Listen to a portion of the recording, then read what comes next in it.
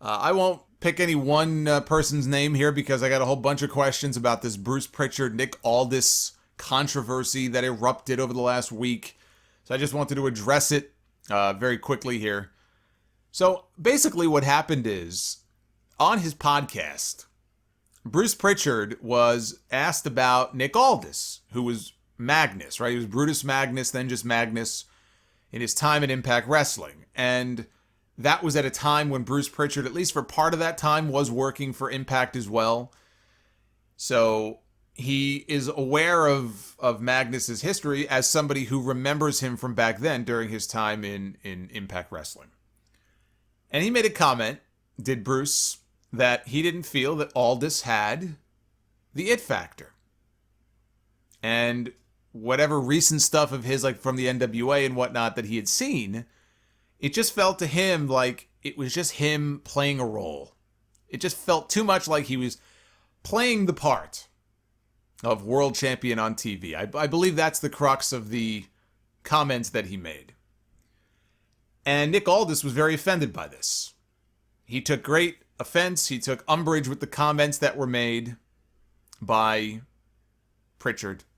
And he posted a whole bunch of tweets. He said, "Your ignorant comments about me had me at an all-time low. Kind of like your Raw ratings.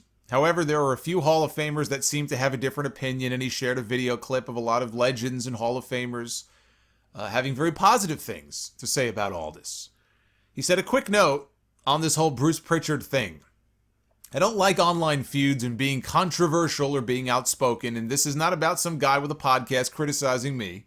It's the executive director of the market leader of my industry. I don't need Bruce to be a fan of mine or expect him to have kept up with my stuff, because he hasn't. But if that's the case, just keep my name out of your mouth. Don't try to deliberately devalue somebody and their ability to make a living." So where I fall on this is, I don't know how much of Nick Aldis as the NWA champion Bruce Prichard is aware of. Bruce Prichard works for WWE. I don't expect Bruce Prichard to be out there watching NWA Power or AEW or other products and promotions every single week. If his opinion of Magnus was that back then in the Impact days he felt like he didn't have the it factor, well, you know what? Magnus has proved that he does have. He does have what it takes, I think, to be taken seriously in the role as a world champion. You want to call that the it factor? I mean, whatever the hell that is, everyone has their own definition of what it is. You know, I take that to mean you just look at somebody and you can just tell they're going to be a success and that they can be a world champion one day. They have all the tools to be the guy. They have all the tools to be the champion. That to me is the it factor. Does Magnus have that? Magnus has proven himself worthy of that spot in the NWA. When I look at Magnus come out all dressed to the nines with that NWA, the 10 pounds of gold, yeah, he looks the part. He is the champ.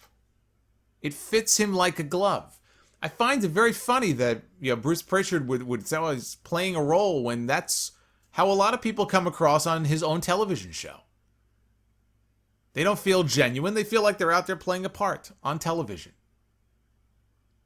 Now, if he feels that Magnus is not somebody the WWE would look at as having the it factor, he may be the NWA champion, but he's a big fish in a small pond, and he would never be at that level in WWE. Well, you know what? That's his opinion. When I look at Nick Aldis, I don't think, man, I remember all those classic Nick Aldis matches. He's not known for being somebody who's going to go out there and, in the ring is one of the best in the business. He can go out there and have a very good match, and he's had, a few that I've been a fan of with Cody.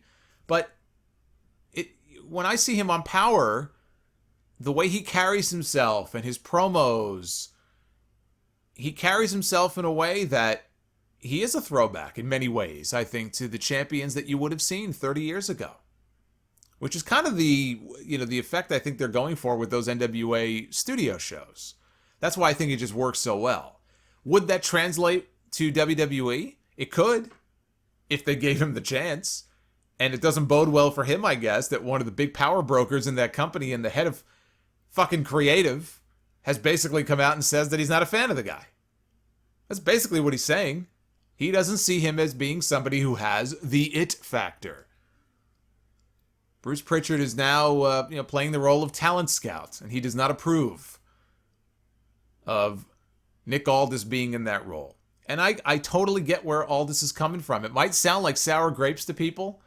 Why is he giving it this much attention just because somebody doesn't like him? But he's right. Look, Bruce Prichard, they got rid of Paul Heyman and they consolidated creative authority under Bruce Prichard in this company. He's back to being one of Vince McMahon's lieutenants and one of his right-hand men. He is in a very powerful position in that company, which just so happens to be, as he says, the market leader in the industry that Aldis works in. And Aldis has talked before about how he doesn't think people in WWE like him. It was very odd that when he became available after he left Impact, WWE showed no interest in him. I think he had conversations with Triple H, but obviously if they wanted him, they would have signed him.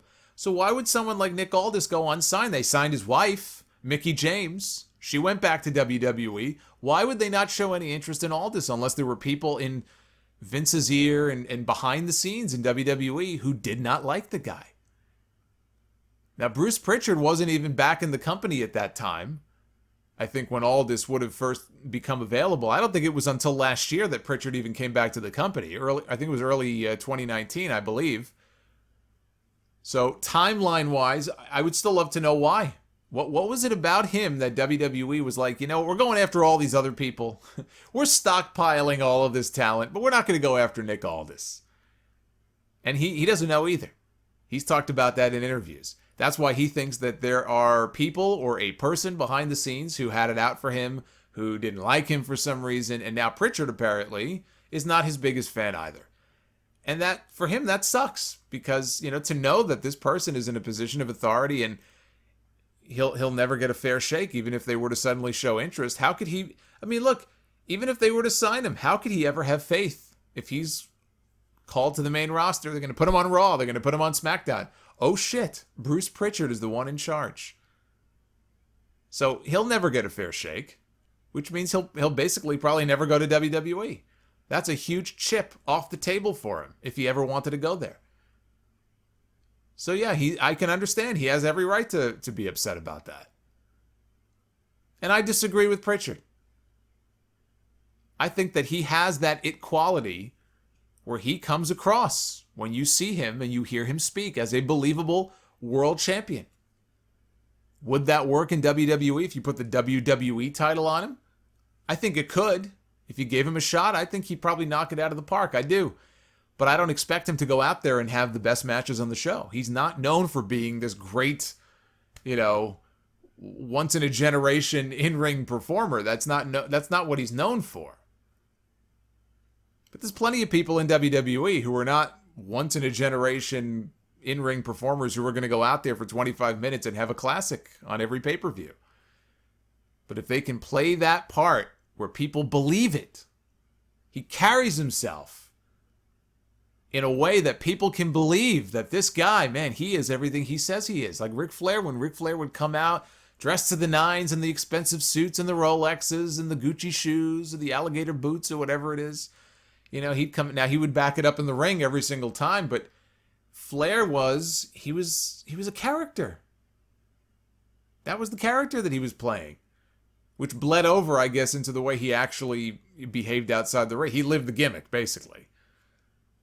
But I do think that he's off the ball. I think he's off the mark with that. I disagree. I think Aldis absolutely could be something special if he was given the opportunity to be that.